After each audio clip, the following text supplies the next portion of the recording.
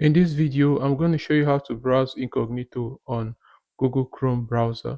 What you want to do first is click on this three dot button here at the top right corner.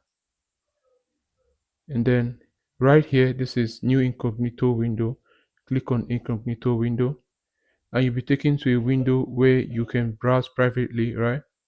So as you can see here, it says you've gone incognito. Others who use this device won't see your activity, so you can browse more privately. This won't change how data is collected by websites you visit and the services they use, including Google downloads, bookmarks, and reading list items will be saved. So that's just it.